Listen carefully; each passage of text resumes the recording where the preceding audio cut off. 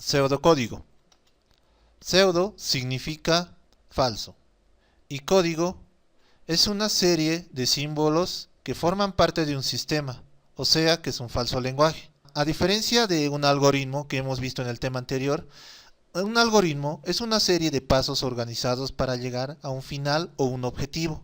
Un algoritmo tiene un inicio y un final. También está descrito por nosotros en base a sus siguientes reglas. Un algoritmo es definido, es preciso, es efectivo, tiene sus entradas y tiene sus salidas. Pero el pseudocódigo, ¿qué es? En otras palabras, es un lenguaje a nivel general que puede ser descrito por las personas, pero no exactamente por la computadora. Por eso le decimos que es falso lenguaje. O sea, es el lenguaje general que nosotros podemos aplicar y podemos representarlo, pero en la computadora no lo podría reconocer tan fácilmente o no está adecuado a la computadora.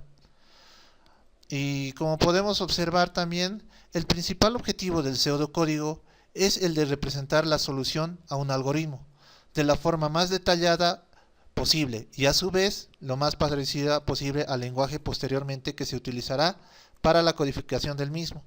Es lo mismo que acabo de explicar, es la forma de representar un algoritmo de una forma más detallada a diferencia de lo que nosotros hemos hecho. Bueno, en general no cambia mucho porque el lenguaje que estamos aplicando es el lenguaje general que usan las personas. Bueno, con este ejemplo quiero enfatizar un poco más a lo que se refiere con pseudocódigo. Aquí podemos observar a toda América Latina y en toda América Latina se habla solamente el español. Entonces, en cada país de América Latina no solamente se habla el español, sino que también tiene su propio idioma de la región. Por ejemplo, en Brasil también se llega a hablar, aparte del español, se habla el portugués. Lo mismo pasa con Perú, que aparte del español también se llega a hablar aymara. Tiene otros idiomas, pero aymara es uno de los más conocidos. Lo mismo pasa con Bolivia y los demás países de la región. O sea, ¿a qué quiero llegar con esto? Que hay veces yo veo que algunos programadores dicen resuélvelo en pseudocódigo, pero cuando están hablando, digamos, de un lenguaje como por ejemplo Java o Python, ellos dicen resuélvelo en pseudocódigo. Entonces, ¿a qué se están refiriendo en realidad? O sea, ellos están pensando en el pseudocódigo, o sea, el lenguaje general, pero no están pensando en el código, porque como hemos dicho, cada país tiene su propio lenguaje aparte del lenguaje español. O sea, aparte del general, ellos tienen su propio lenguaje independiente dentro del país. Entonces, en otras palabras, en aquí cuando yo digo en Java, resolver algo en Java o resolver algo en Python, ya no tendría que decir en pseudocódigo. Lo correcto sería decir en su código. O sea, resuélvelo, pero en su código. Porque estás hablando de su propio lenguaje, de la característica de un programa. Pero pseudocódigo hemos dicho que es un lenguaje falso interpretado por las personas, por nosotros. O sea, eso es un lenguaje universal o general.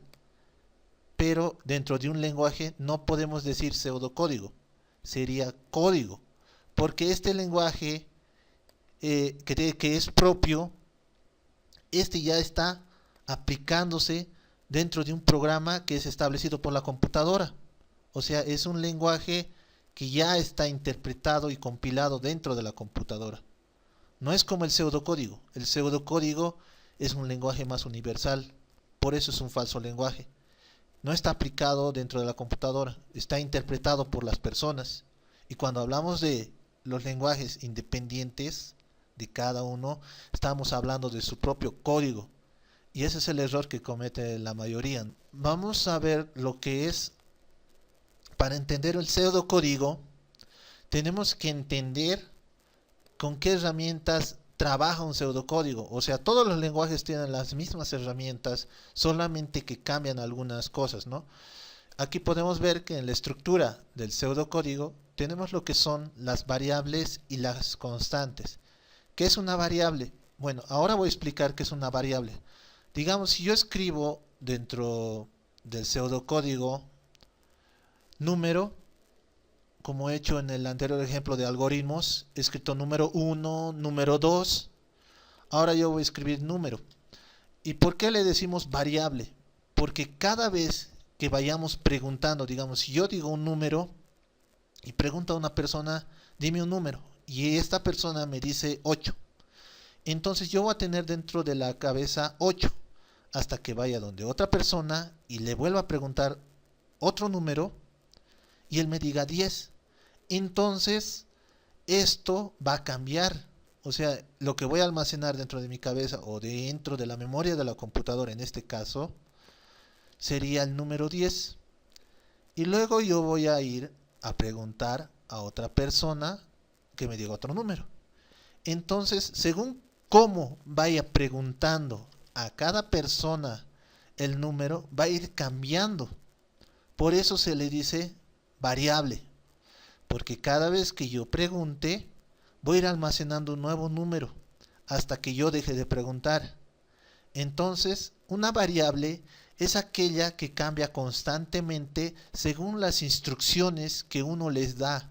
O sea, según las instrucciones que yo le doy, va cambiando este número y se va almacenando un nuevo número, un nuevo número, un nuevo número dentro de la memoria. Pero si yo ya no pregunto, el último número almacenado es el válido. A eso se refiere lo que es una variable. Ahora, una constante, a diferencia de la variable, como dice su nombre, este solamente tiene permitido almacenar solamente un número dentro de todo el programa. O sea, si yo pido un número o yo le asigno un número, ese número se queda y ya no se vuelve a mover.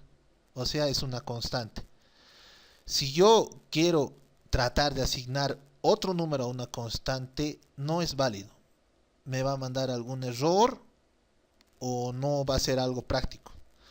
Por eso es la diferencia entre variable y constante dentro del pseudocódigo. Ahora vamos a ver eh, cuáles son los números que son válidos dentro del pseudocódigo. Primero, vamos a declarar los números del tipo entero o los números naturales como nosotros conocemos. Entre ellos están los del 1 al 9 y el 0, también los de 2 dígitos y los de 3 dígitos. También tenemos los números negativos. Luego podemos declarar los números que son del tipo real. Estos números se caracterizan por tener un punto decimal.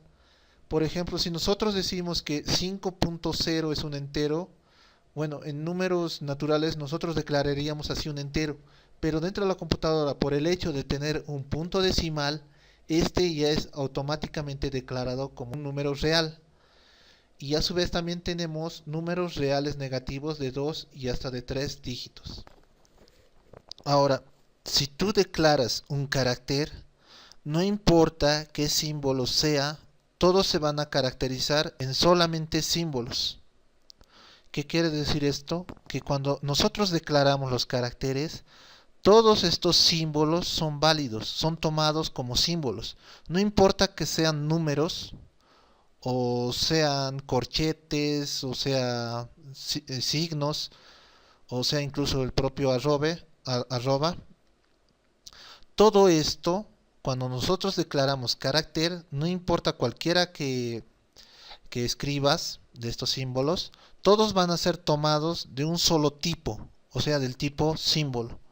Entonces, cuando nosotros declaramos caracteres, podemos declarar también todo tipo de letra o número, y todos son caracterizados solamente por ser símbolos. Ya no son identificados, como lo hemos visto anteriormente, como números o números del tipo real.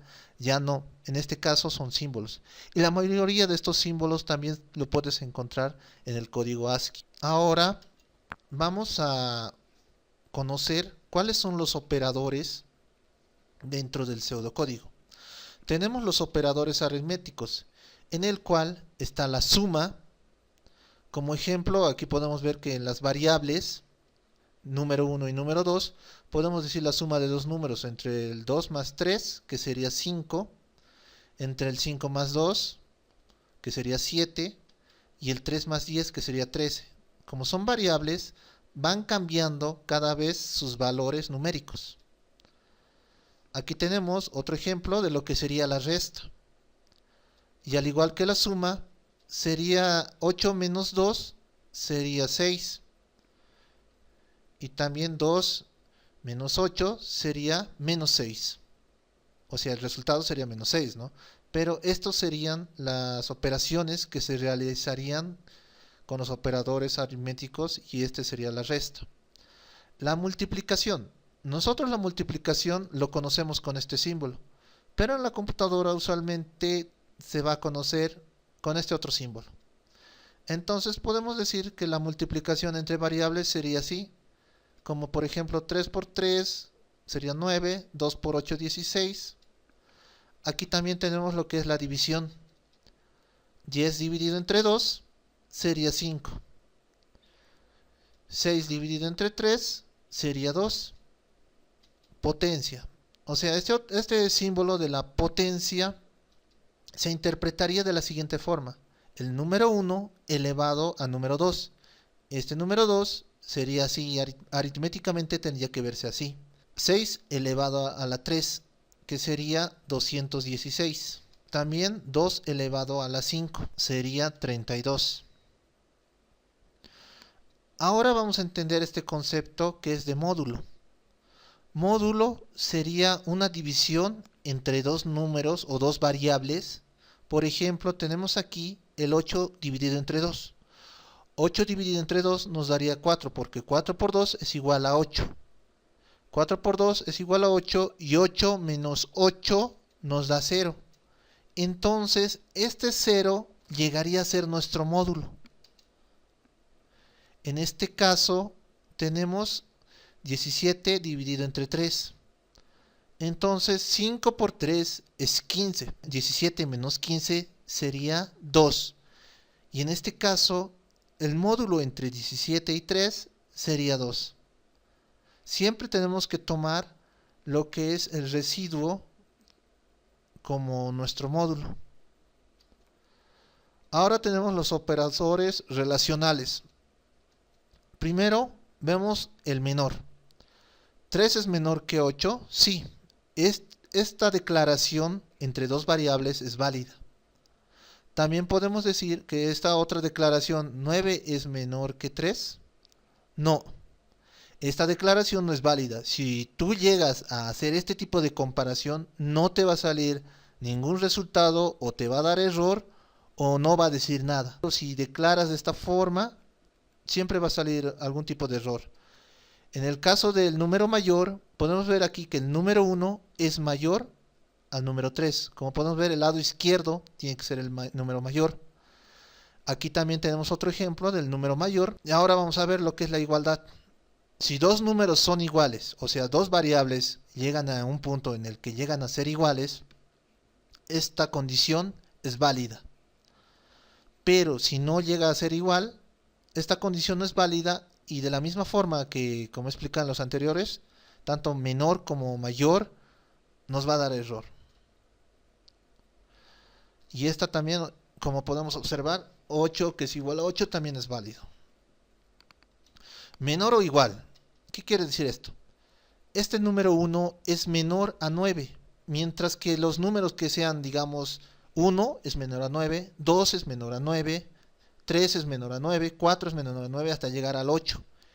Y también si llega a ser igual, también es válido, siempre y cuando sea un número inferior al 9 y por este símbolo que quiere decir igualdad sea igual al 9, o sea, van a ser condiciones válidas.